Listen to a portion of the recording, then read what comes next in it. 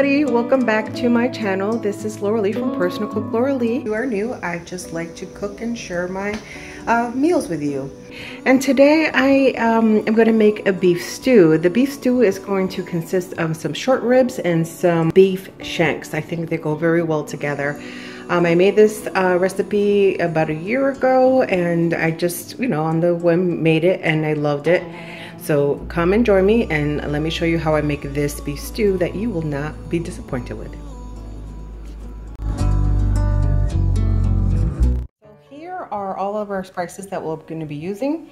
There are 3 tablespoons of turmeric, 2 tablespoons of paprika. It's all squished in there, so that's why it looks like there's more paprika than turmeric. There is 2 tablespoons of garlic, onion, 1 tablespoon of pepper, 2 tablespoons of cumin, 2 tablespoons of turmeric, and then we have a half a teaspoon of nutmeg, half a teaspoon of ginger, and then a half a teaspoon of allspice. And I'm actually going to put in a teaspoon of sugar as well. And if you don't have that, you can certainly use brown sugar, but I'm just gonna go ahead and do that. I ran out of brown sugar. And then just about a teaspoon of salt too. Now originally when I did this, I did not measure, but just putting it together and smelling it, this is what it originally smelled like when I was cooking it. So hopefully this is as close to the original recipe, which I completely loved.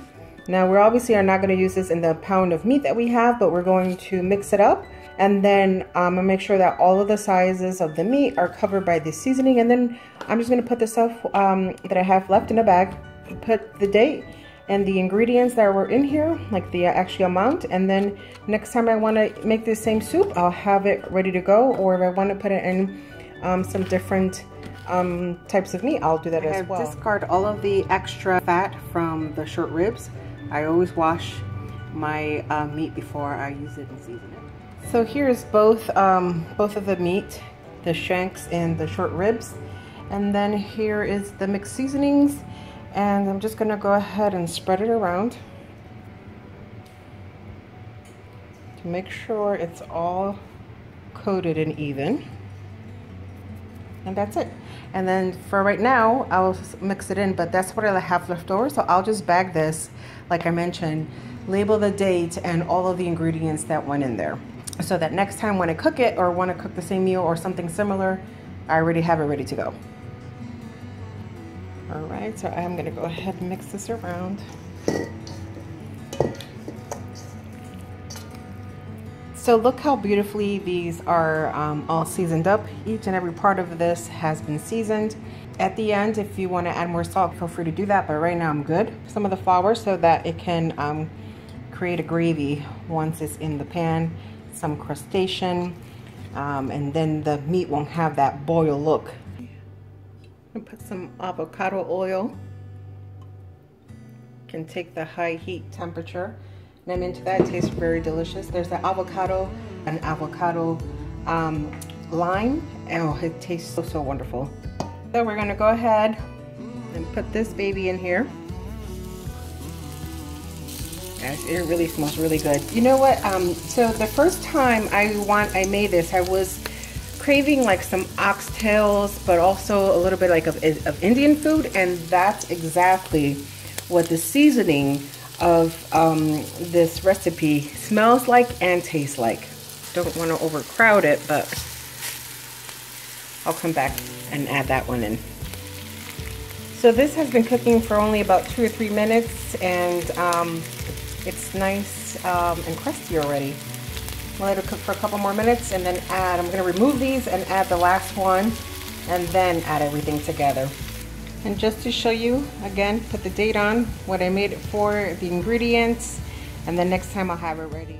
So I chopped all of my veggies. These were 2 parsnips, 1 medium onion, about 2 to 3 celery stalks, 2 small sprigs, which is about a tablespoon of rosemary, 3 big garlic cloves, and about 5 little strings, if you will, of the chives, and then a handful of the thyme. I'm just going to put it in on top at the very end. And then carrots as well. This is 16 ounces. I'm going to put half of it in there, so only 8 ounces. Okay, I've added my 1 medium onion and my parsnips. All right, there's some of that right there I want to get. So you do not have to do this, but I am adding a half cup of bourbon.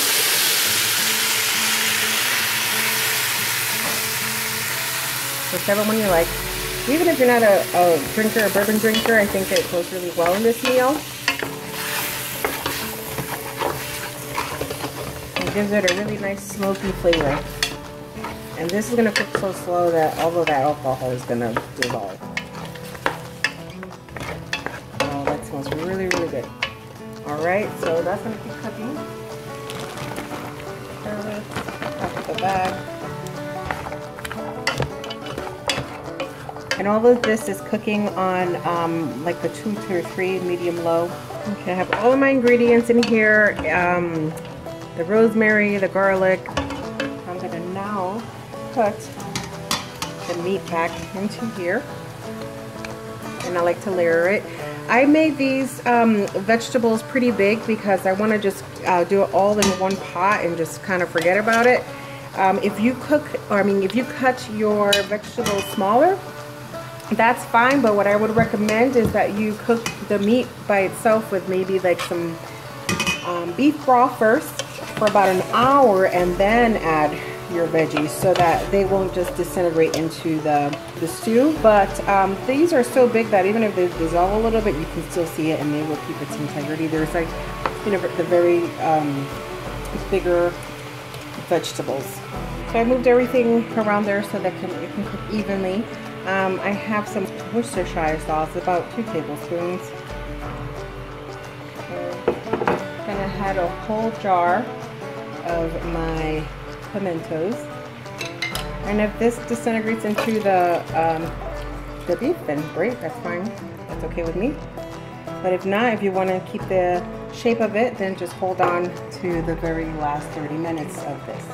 And I'm not a huge tomato person. I did want something spicy. Originally when I made this, I just used the chili oil. I didn't have that in hand, but I do have some of the enchilada sauce, red sauce. So I probably, about a half of the, let's see, 28 ounce. So half of this one. I think it'll give great flavors to the spiciness without it not being too hot. And then now, I'm gonna add the beef broth. Whichever kind you like. I think I'm adding a little bit more. So that's about half of this one. So it's about 6 cups of beef broth. All right, and I'm gonna add butter beans. I have another set, and I'm just gonna have this cooked together so it can help with the starchiness and make it thick. And then maybe half an hour before this is done, I'll add the other can in there. All right, so I'm gonna put this in the oven at 375. It's already been preheating. And then like I said, with this pan, it cooks fairly quickly. So I'm hoping to have this done in an hour and a half. If not, 2 hours will be just fine. This can go in the oven, so I'm gonna put the whole thing in the oven. Oops, forgot the time. It's gonna let it sit right there on top. Now it's gonna go into the oven.